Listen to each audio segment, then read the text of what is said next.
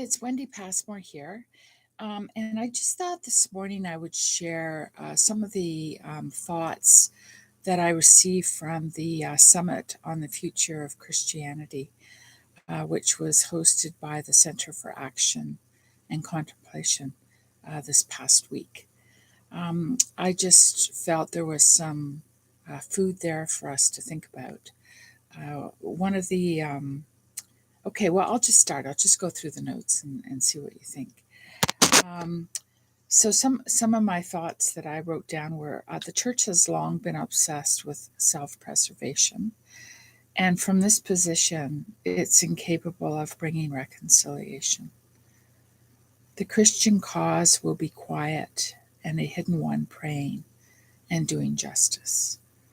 Probably not unlike if we think of the catacombs prior to the church becoming part of the Roman Empire. There was just the community of people gathering and praying and sharing and having meals together and just being a faith community that was very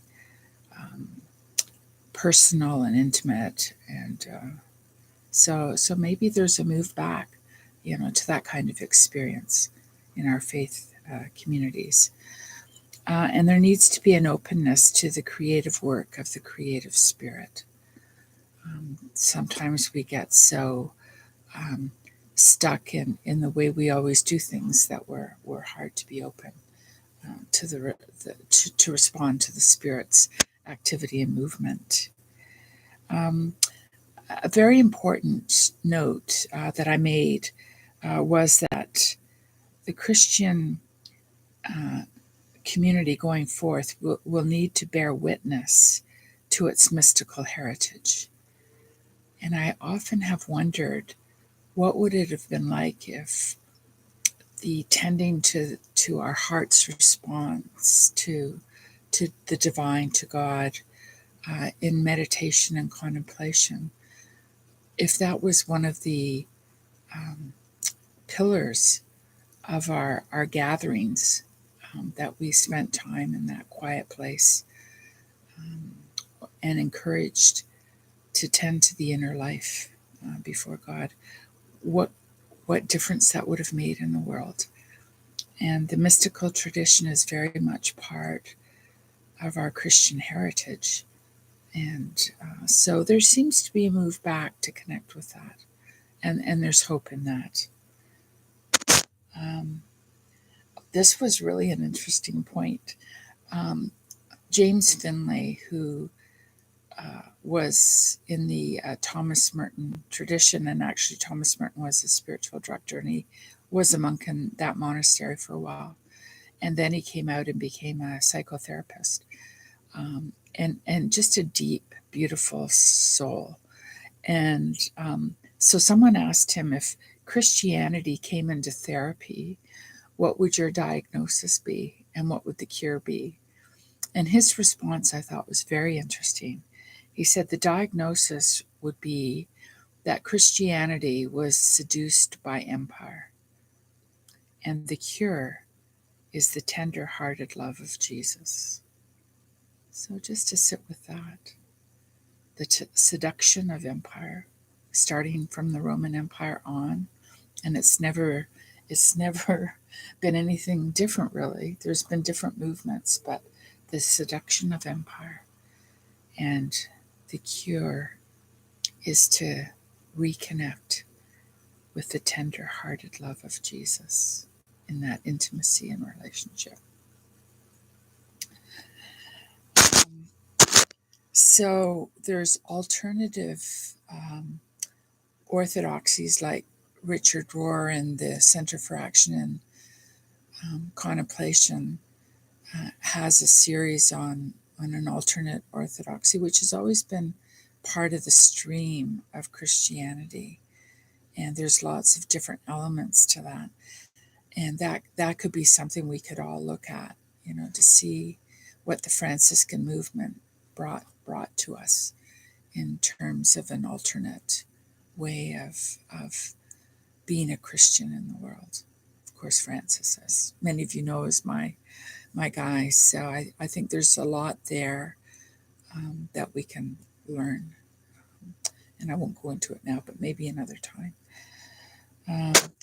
And another thought was that there needs to be a return to the founders of movement.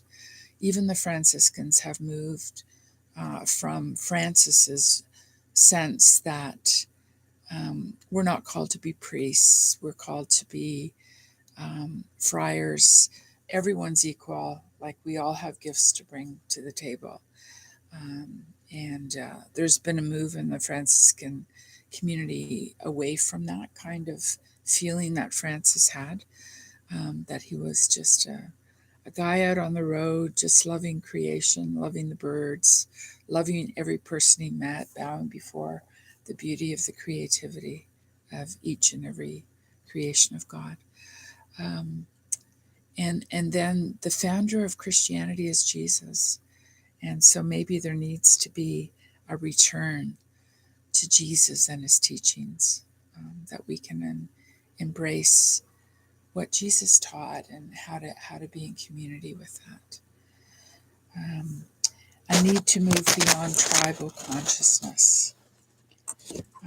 There needs to be in our Christian communities authentic and that we need to be free to be real and authentic and kind to each other. The contemplative church or faith community can offer a safe place where the truth of pain can come out. It's really important.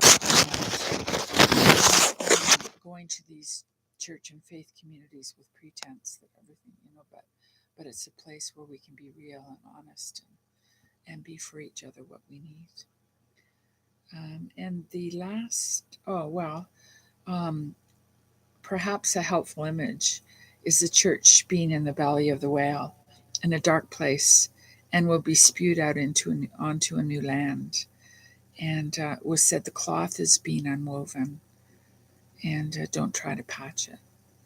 So I'm not sure what all that means, but maybe the Spirit is doing a new work among us that we need to pay attention to and be open to, and not be stuck in the way we've always done things or whatever. We need to be open to the movement of the Spirit. The world cannot survive another 500 years of Christian domination. And the last thing I'd say is credentials in academia are problematic. People have been disempowered, but by that hierarchical kind of system, that there's the experts and the professionals in religion, and us peons are, not listen to where the wisdom and the Spirit is moving among the people. So we need communities of faith where all are listened to and the wisdom of all can be shared. And I know in some of the groups on the Zoom, we're taking the gospel story or one of the Psalms and just seeing how it speaks to us and what is the wisdom that's coming through my heart's journey and my experience in life. And it's so rich. And I love the image that I saw on the Every Child Matters site, where it's women in a circle, that we're all in a circle, and that no one's greater and no one's lesser, but we're just all part of the whole. And so maybe that's another